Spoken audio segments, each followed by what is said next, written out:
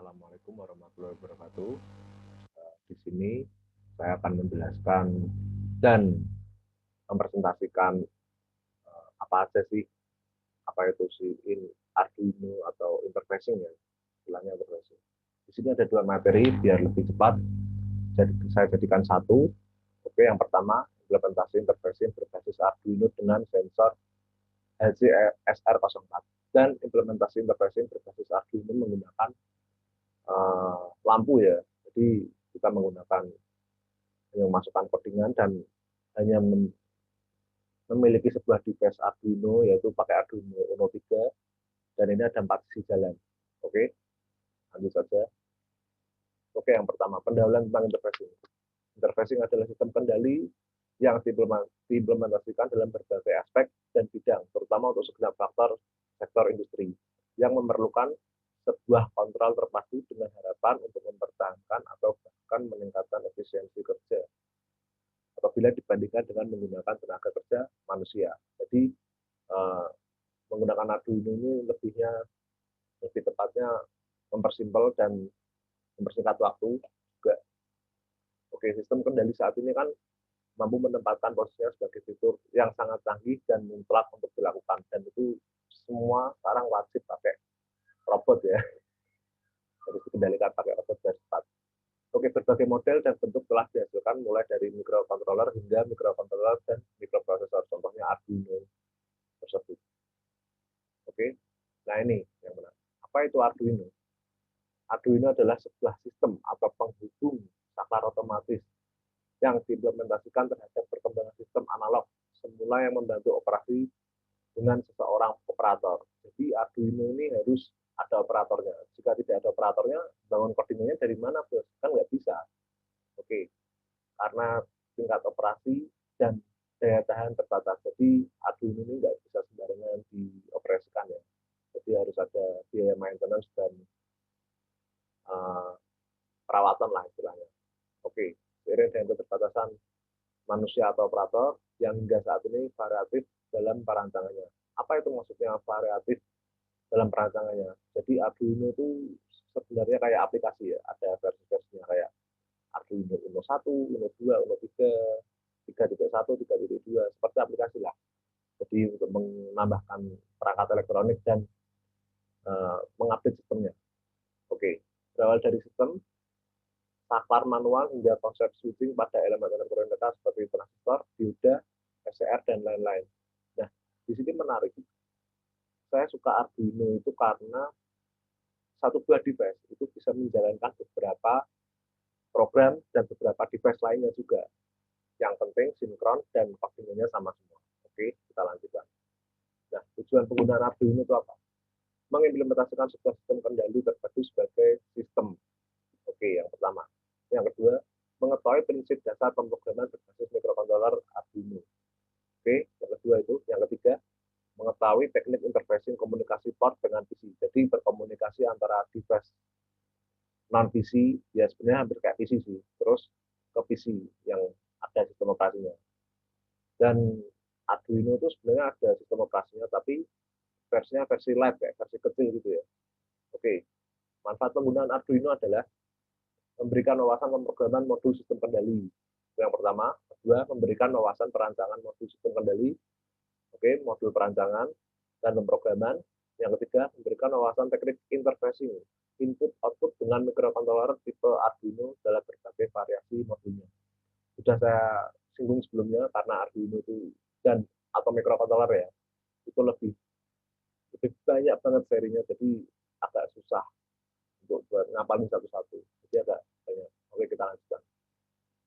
Nah, di sini saya akan mempresentasikan atau menjelaskan langkah-langkah implementasi interfacing berbasis Arduino dengan sensor HCSR04 ini yang UAS interfacing, UAS teori. Oke.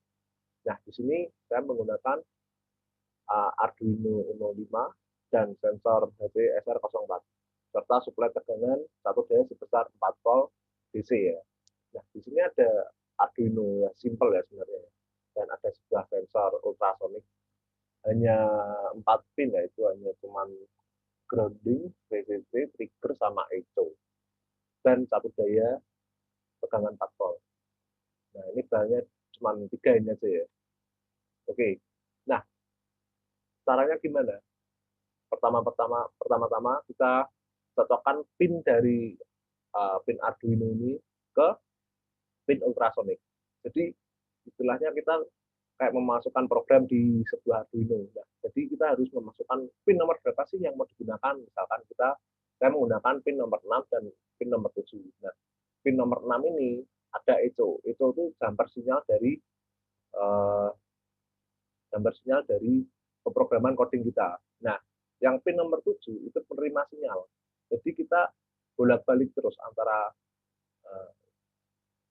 antara device Arduino ini dengan sensor ultrasonic. Jadi saling berhubungan dan saling berkomunikasi seperti itu. Jadi sebenarnya kalau codingannya salah juga bisa terjadi error ya, jadi tidak bisa berkomunikasi dengan baik. Nah, makanya nanti ada sensor dekat juga, itu banyak banget. Oke, yang selanjutnya, nah setelah tersambung tadi dari ECO dan trigger pin nomor 6 dan pin nomor 7, sambungkan sensor ultrasonic, kan nggak mungkin ya, sensor ultrasonic itu nggak pakai tegangan, harus ada tegangannya. Biasa kalau tegangan mikrokontroler itu 3,5 volt sampai 24 volt. Bervariatif sih, semakin besar device-nya, berarti voltnya membutuhkan daya yang banyak juga, sampai 24 volt. Nah, ini oke, selanjutnya. Nah, ini file codingannya. Membuat file menggunakan Arduino akan mendapatkan file dengan format file.hex. Artinya apa? File.hex itu antara file yang kita coding di komputer kalian masing-masing, dan menyatukan jadi satu ke device microcontroller atau Arduino ini. Nah, untuk membuat sebuah alat atau device atau codingan ini ya, maka file codingan ini harus sinkron. Nah, makanya tadi yang saya singgung, pin nomor 6 dan pin nomor 7 itu nggak boleh ketukar dan nggak boleh salah memasukkan input dan outputnya. Yang penting itu pertama itu input dan output saat mau coding. Kita mau buat codingan tentang apa, terus membuat tentang apa. Nah, jadi harus kita susun dulu, kita rencanakan dulu, jangan sampai salah. Kalau sampai salah ya ulang lagi. Maka kalau error juga bisa berjalan alatnya. Atau bahkan konslet pun ya, kita sudah beli mahal tapi rusak. Oke, lanjut. Nah, setelah file hex dan file struktur ini sudah dijadikan satu ya, yang file pemrograman tadi. Jadi kita tinggal memasukkan proses decompile dengan cara, nah, dengan cara ini mudah banget. Jadi kita tadi kan udah memasukkan coding-codingannya. Kita tinggal klik kanan ini microcontrollernya. Lalu load firmware, terus load dan cari file hex codingan tadi. Nah, kita masukkan ke device tersebut dan run atau jalankan device-nya. Setelah berjalan maka akan muncul kode biner secara acak. Nah, ini yang unik dari yang saya bahas ini. Biasanya kan kalau teman-teman bahas microcontroller itu kan fungsinya buat apa? Kayak misalnya ini ultrasonic itu sebenarnya banyak banget fungsinya, tapi ini salah satu yang mau saya tunjukin aja. Jadi ini adalah kode-kode biner ECO dan trigger ya. Jadi kan nomor pin nomor 6 dan nomor pin nomor 7 itu saling berkomunikasi. Jadi bolak-balik antara nomor 6 masuk ke pin nomor ECO yang di ultrasonic, terus yang trigger dari ultrasonic ke pin nomor 7. Jadi berkomunikasi antara ini tuh, oh ini ada komunikasi, ada jalur masuk keluar seperti itu. Jadi kalau misalkan ini 167-nya nggak putus, angka binernya itu nggak putus, jadi komunikasinya baik. Jadi kalau misalkan ada yang putus, nah itu jalurnya ada yang bermasalah atau codingannya yang bermasalah. Jadi nah Arduino itu agak rumit tapi seru sih kalau kita. Oke, lanjut. Oke, saya akan melanjutkan yang kedua ya. Ini yang waktu praktikum UAS saya buat sendiri. Implementasi interfacing berbasis Arduino traffic light 4 sisi atau 4 jalan ya, 4 simpangan. Oke, lanjut. Nah, ini bahan yang digunakan sebenarnya sama kayak tadi sebenarnya. Cuman ini versi Atmega, Arduino Uno 5 yang ada Atmeganya. Jadi di sini saya simpel banget menggunakan microcontroller Arduino cuma satu buah. lampu warna merah itu ada 4 biji, lampu warna kuning 4 biji, lampu warna hijau juga 4 biji. Karena kita akan membuat traffic light ya. Oke, lanjut. Nah, langkah-langkahnya sebenarnya sama aja kayak tadi sih sebenarnya. Kita tinggal memasukkan pin-pin nomor ke lampu tersebut dari pin, misalkan ini nomor internal LED dari dari Arduino, misalkan nomor 2, nah itu menuju ke lampu merah nomor 1, nomor 3 menuju lampu merah nomor 2, 4, dan selanjutnya. Pokoknya berlanjut ini sampai urut. Yang penting itu apa? Yang penting itu codingannya, teman-teman. Kalau misalkan codingannya salah ya ulangi lagi. Jadi kayak proses debugging itu sebenarnya lama, nggak kayak kita buat cuma 1 jam 2 jam selesai, tapi debugging itu bisa berjam-jam atau berhari-hari. Jadi ya harus sabar intinya dan teliti. Oke, setelah tadi kita masukkan sesuai pin-pinnya dan lampu-lampunya, kita masukkan codingannya. Nah ini yang harus diperhatikan, sangat-sangat diperhatikan. Nah, codingannya ini sebenarnya sama kayak tadi sih, cuman yang ini berbeda. Saya akan membuat sebuah lampu ya, lampu berjalan. Jadi kayak pengulangan dan bergantian. Kayak lampu merah itu kan pengulangan dan bergantian secara terus-menerus dan berevolusi ya. Kemungkinan kalau misalkan kita teman-teman tahu kalau waktu malam itu pasti lampunya warna kuning enggak ganti merah hijau. Nah itu bisa kita aplikasikan. Tapi di sini saya mau mengaplikasikan yang standar aja, yang biasa kita lihat setiap hari ya. Kalau kita berjalan raya. Nah di sini kita lihat uh, ada contoh aja ya, LED 13, LED 11, dan LED 9. Nah ini ada lampu merah, tadi kan ada yang merah, terus hijau sama kuning, saya pisah-pisah ya. Oke, LED delay LED, jadi delay LED nanti 3000 milisecond. 3000 milisecond itu sekitar 3 detik. Jadi setelah 3 detik, misalkan lampu merah nyala, ganti ke kuning, nah itu jaraknya 3 detik. Kuning ke hijau, jaraknya juga 3 detik. Nah, nah ini pin modenya LED 1, LED 2, LED 3 itu harus diperhatikan. Seperti kayak tadi pertama ya, pin nomor 1, 2, 3, 4, 5, sampai 13, nah itu perlu diperhatikan banget, jangan sampai salah. Terus ini yang digital write, nah, void loop, nah ini pengulangan dari lampu LED tersebut ya. Jadi bisa bergantian, pengulangan secara terus-menerus. Oke, dan ini delaynya sama ya, seperti tadi 3000 milisecond, jadi logikanya cuma 3 detik, kan benar. Oke, kita lanjut. Yang penting tuh teliti ya. Lanjut. Nah, ini adalah contoh ya, contoh yang saya buat kemarin waktu itu ya, seminggu yang lalu mungkin, seminggu atau 2 minggu yang lalu saya lupa. Nah, ini dites Arduino dengan sebuah lampu dengan menggunakan Arduino ya. Pakai lampu aja udah bisa berkreasi, apalagi kalau device-nya banyak atau wah itu tambah bisa buat robot kayaknya. Menarik. Coba kita lihat ya. Nah, di sini simpangan 1, simpangan 2 merah, nah langsung kuning semua.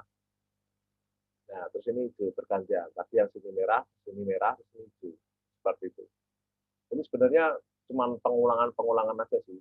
Nah, ini pengulangan lagi, jalan lagi, nah, ini kuning, hati-hati, ini langsung jalan hijau. Itu cuma seperti itu aja. Simple ya sebenarnya. Cuman kalau kita salah sedikit aja, itu bisa, wah ribet banget kebaginya, ngecekin satu-satu. Ribet sebenarnya. Oke, lanjut ya teman-teman. Nah, ini saya akan mengambil kesimpulan dari materi yang saya buat, dua materi yang pertama materi UAS teori dan materi UAS praktikum. Nah, kesimpulannya adalah konsep perancangan perangkat keras sistem kendali dengan berbasis mikrokontroller ini itu sebenarnya memerlukan beberapa teknik antar muka antara kita manusia sebagai pembuat dan device tersebut. Jadi harus ada komunikasi. Nah, beberapa modul terapan aplikatif untuk mengembangkan modul dasar Arduino-nya. Jadi harus gimana ya, sering-sering menggunakan Arduino sebenarnya buat biaya maintenance, perawatannya itu. Karena Arduino nggak murah teman-teman, lumayan mahal. Satu device-nya itu sekitar 500.000. Nah, dan satu lagi pengembangan diri buat ngoding ya. Terus oke berkaitan dengan sumber data masukan yang bergantung pada jenis, tipe, dan model dari transducer. Nah, ini menarik. Transducer itu apa? Transducer itu antara, gimana ya, kalau menjelaskan itu kayak misalkan laptop kita ada punya OS Windows, dan si apa Raspberry atau Arduino atau microcontroller ini udah punya OS sendiri namanya Raspberry. Tapi itu benar-benar light, bawahnya light, kayaknya beta, masih beta dari OS Windows atau Mac OS ya. Jadi benar-benar awalan banget, simple. Sebenarnya kalau kita gabungin semua transducer itu kayak benar-benar kayak jadi PC gitu. Tapi itu rumit banget. Oke, yang terakhir ya, serta model komunikasi yang akan diterapkan pada sistemnya. Nah, benar kan sebelumnya saya bilang itu kan langsung model komunikasi yang akan diterapkan pada sistem. Jadi tinggal antar muka interfacing-nya aja dari transducer itu kita jadikan satu semua dari jadi. Oke, seperti itu. Oke, terima kasih atas presentasi saya. Uh, terima kasih setelah menonton ya. Terima kasih Pak dosen. Semoga baik-baik saja.